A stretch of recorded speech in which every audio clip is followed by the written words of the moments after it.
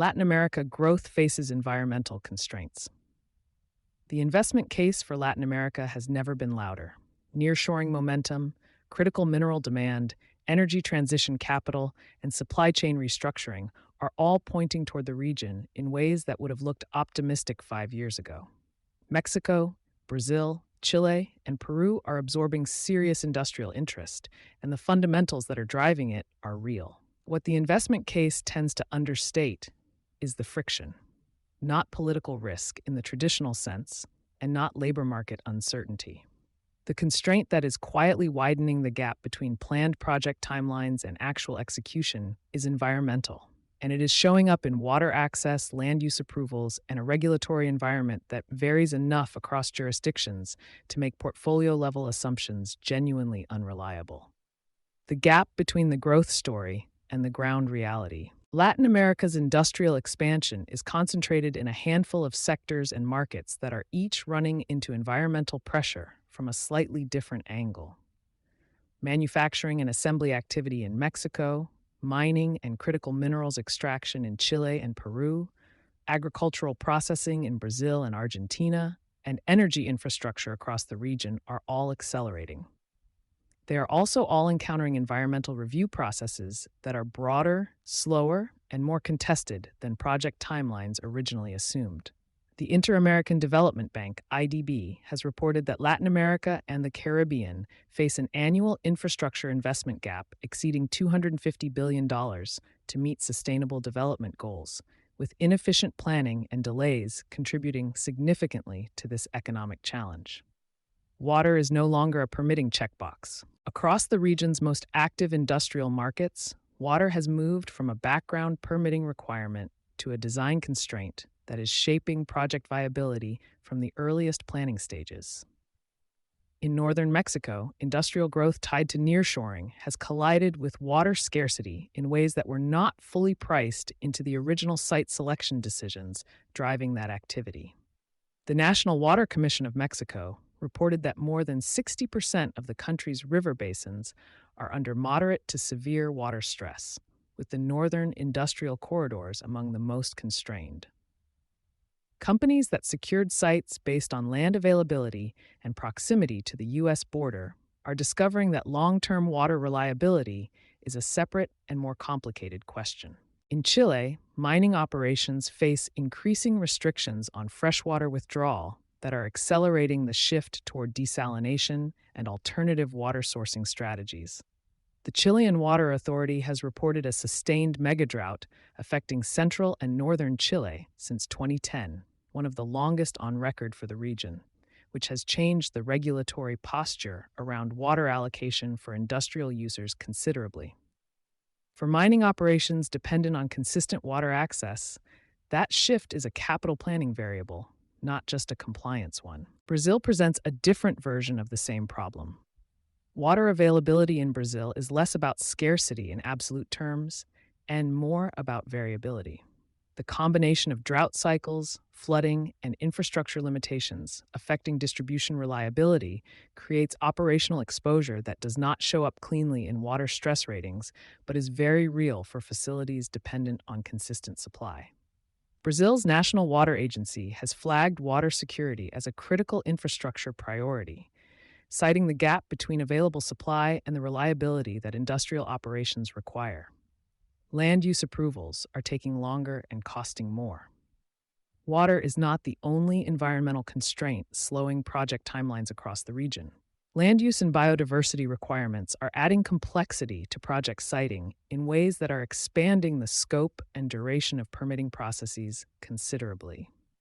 Brazil's forest code and deforestation monitoring frameworks have tightened expectations around agricultural and industrial land conversion in ways that affect not just new development, but the supply chains that depend on Brazilian land-based production.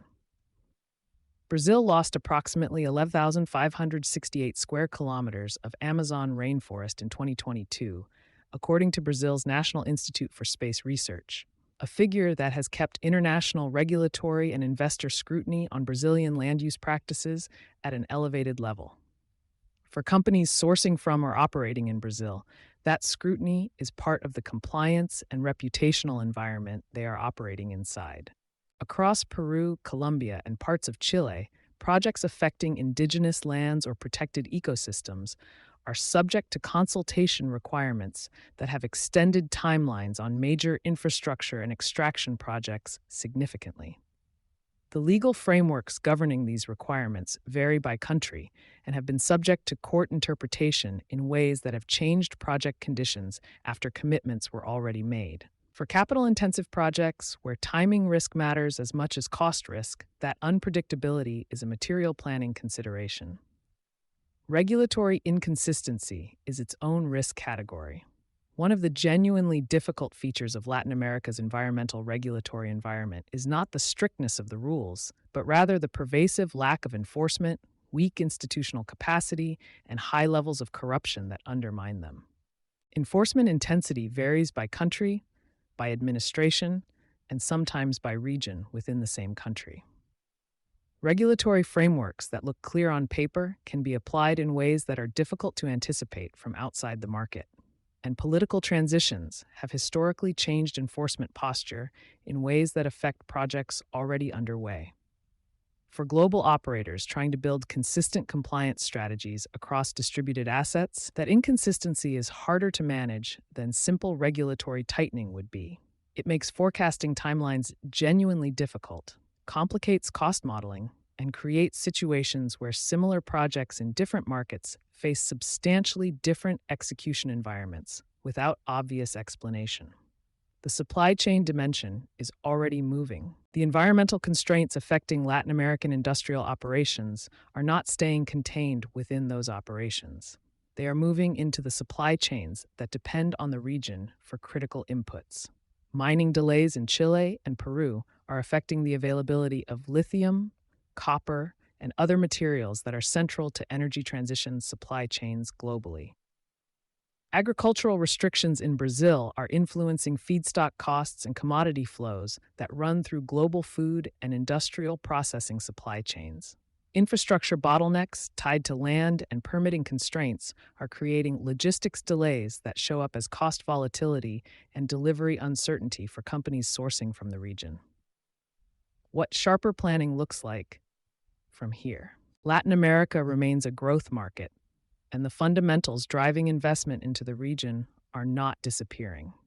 What has changed is the execution environment, and the executives managing that change well are the ones who have adjusted their planning assumptions to reflect it, rather than carrying forward assumptions that were built on a smoother path than the region currently offers. That means building longer and less predictable permitting timelines into project schedules from the start. It means treating water access and land use approvals as early-stage site selection variables rather than downstream permitting steps. It means developing localized strategies for individual markets rather than applying standardized regional approaches that do not account for how differently the regulatory environment actually operates across countries.